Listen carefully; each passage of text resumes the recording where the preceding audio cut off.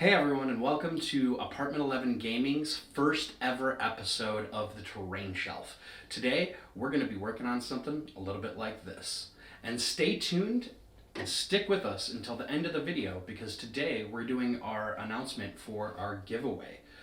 We recently hit 50 subscribers on YouTube, and we are giving away this handmade dice box with our Apartment 11 logo wood burned into it. It is a beautiful box made by one of our casters, and my beautiful wife was nice enough to actually wood burn our logo into the box. So yeah, stick around.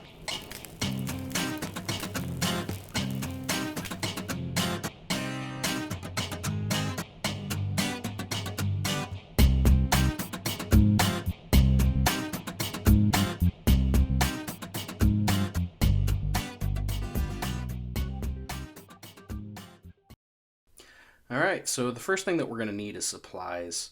Scrap foam board, I just used a little length here, some popsicle sticks, bendy straws, balsa wood, corrugated cardboard, scrap cereal box, model sprues. Model sprues is going to be the base of this project. Random other junk, and then some cutting tools. So the first thing that I'm doing is I'm going through and just to let you know, I've already pre-measured this out just to make sure that it was long enough to fit the model sprue. You'll see what I'm talking about here in a minute. But then I'm going through and I'm rounding off all the edges and I'm beveling all the edges. So I want the edges to blend in with the board so models don't just fall off. Plus it just makes it look nicer on the board to have those beveled edges. And I mean, I'm going through little bit by bit, but some people might be better at cutting. Get whatever shape that you're comfortable with. I wanted something real thin here, just something enough to hold up what I'm doing. Alright, and then I'm going to take a spare sprue, and as I said, I measured this out to make sure that the sprue would fit on this no problem. And I'm cutting out the long edges of one of those sprues. I spared you from me sitting there snipping off all the excess, but I also sharpened the bottoms a little bit so I can stab it right into that foam board. So here is a beginner's tip. I buy my PVA in gallons because I use a lot, and I mean a lot of PVA. So I buy it in gallons and then I put it into Tupperware containers when I am actually using it. So if I pour too much, which I always do, I can reseal that container and it will last for quite a bit longer. So now what you see me doing here is the design phase. The design phase and the construction phase are exactly the same because I didn't have a design. I was just taking random stuff and throwing it on to make it look like a fence that was a piece of crap thrown together. I wanted it to look like orcs built this from a junkyard. And then, so in the middle there I have a random piece of balsa wood. That came from a dollhouse set where you could actually build out of the little wood, and that was supposed to be like a piece of plywood. And it's really thin. So, and I decided to use popsicle sticks here on the end to cap off each end of the fence here. And the funny thing, the box that I'm cutting up here that I tore off to reveal that corrugation is actually the box from the microphone that I'm using right now. I found that that corrugation was to scale for the 28 to 32 millimeter models, and it looked like corrugated metal for that size.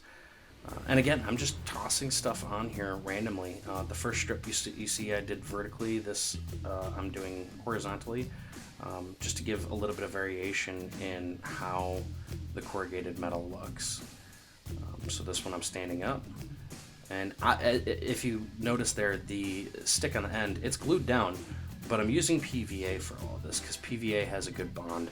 And I'm not waiting for any of it to dry. I'm just throwing this all together. Now I'm taking clippers and I'm ripping pieces of this cardboard off to make it look like broken chunks of it. And here I have some clippers that have a really sharp front, and I'm using that to put bullet holes into the metal to give it a little bit more character. Unfortunately, only 2 of them showing through at the end because of the backing of the sprue.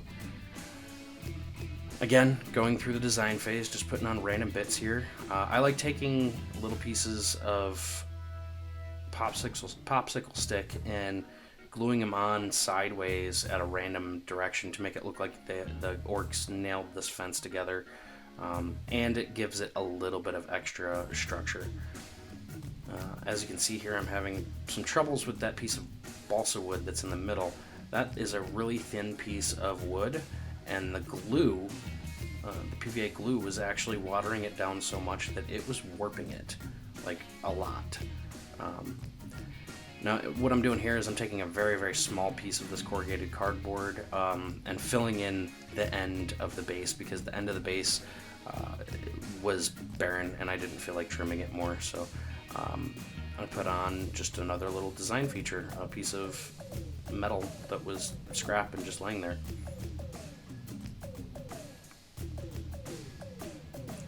Now here I'm noticing that wood is warping really bad. So I take it off and I'm going to try to straighten it out. Here's a tip for you. When you have stuff go wrong, like the wood breaking right there, roll with it. This is a piece of scrap project. It's trash.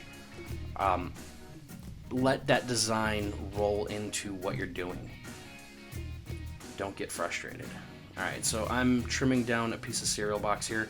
I like using as many different materials for a project like this as possible, because it shows that the orcs, I'm telling a story here, it shows that the orcs grabbed a whole bunch of different materials from their scrap heap to put it all together.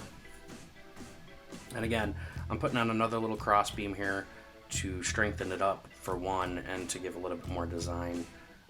Make it look like those orcs nailed all these pieces together, or screwed all these pieces together.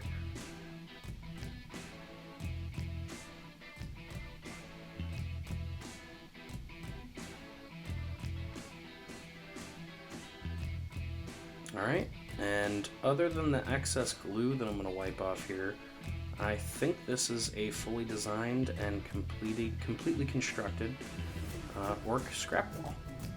I keep on saying orc, it doesn't have to be orc. The one thing that I did forget to show you is me basing it. I just put some watered down PVA and then some sand of different grits. And then I went outside and sprayed it down with some black primer. Make sure you do that in well-ventilated areas. Now, because I don't have any other metallic paints, I am using GW's Lead Belcher. I know a lot of you are going to be like, oh, why is he using the good paint for this? Because that's all I have. So I'm going through and I'm painting up all of the metallic portions.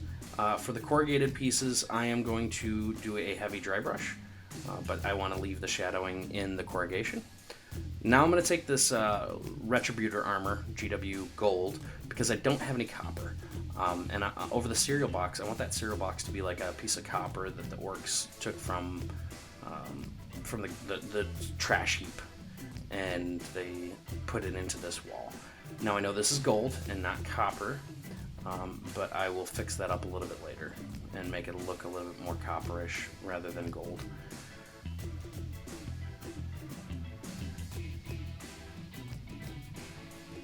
And when I'm applying this Retributor armor, I'm not doing a thick coating.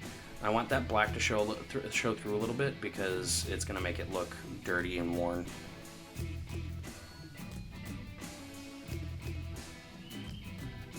Now what I'm going to do is, excuse me, this is like a chocolate brown that I have. I'm going to take that chocolate brown, mocha brown, whatever it is, and I'm going to paint over all the wood bits. Not only am I going to paint over all the wood bits, I'm going to do a lot of other pieces on this model in this brown. I like using the same color brown throughout the piece because it's going to give a uniformity to the piece. But there is going to be some variation based on other stuff that we do a little bit later here.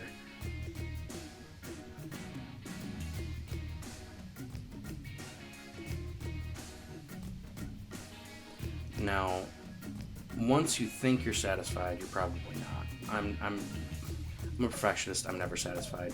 I went through and I was looking at it and I'm like, okay, this looks good. Oh wait, right there I have some silver showing through from the spillover when I was painting the metal. So I just went through and I did a second coat of that brown to eliminate that little bit of silver that was there. Now what I'm going to do is I'm going to take that same brown and on all the parts that would start rusting heavily, I'm doing a thicker coat of that brown near the bullet holes and where we tore on that corrugation. And then I'm taking a thicker brush and I'm dabbing it on. It's not a dry brush, it's a dab. And this is going to give a little bit of a dirtier or rusted look to the metal parts. And it really, really adds to the junkyard look.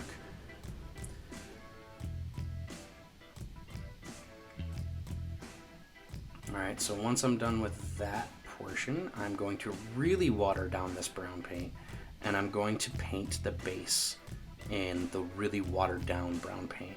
This is going to give it a lot more of a muddy look, which is kind of what I'm going for. And then I'm going to go through the bottom where the sand actually stuck to pieces that were on there, and I'm going to paint and make it look like it was muddied up on the bottom, like rain kicked that mud back up.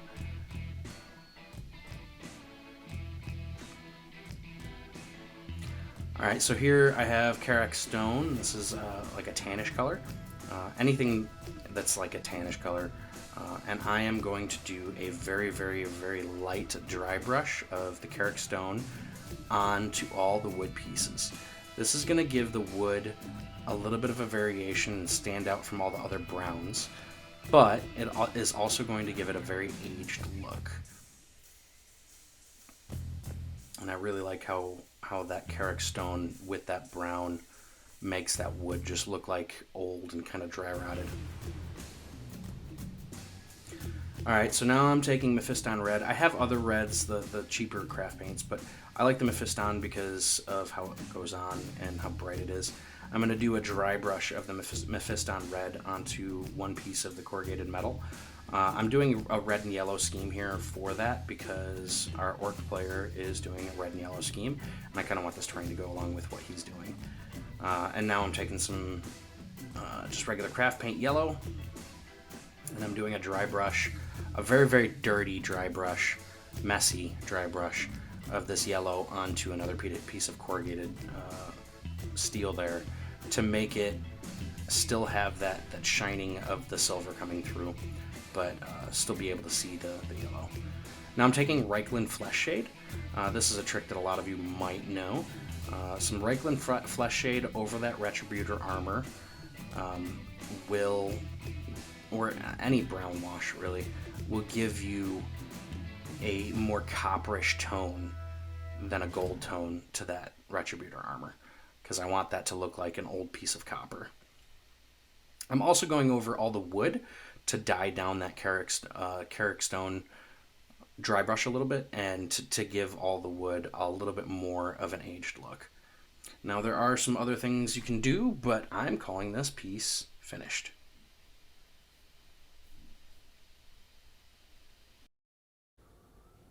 Hey everyone, and welcome to the end of the video.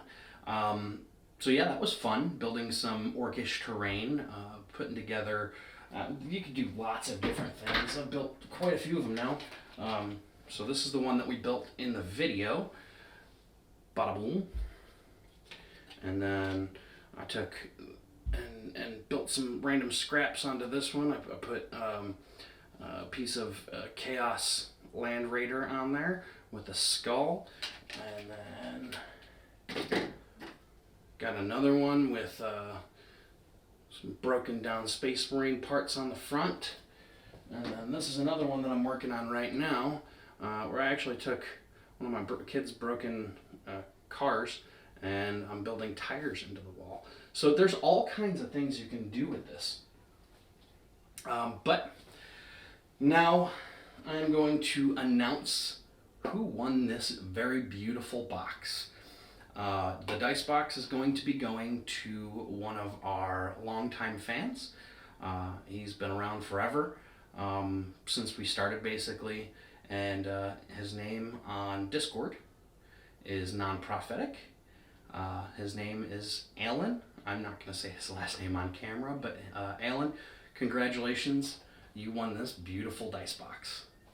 All right, everyone, don't forget to like and subscribe and hit that bell.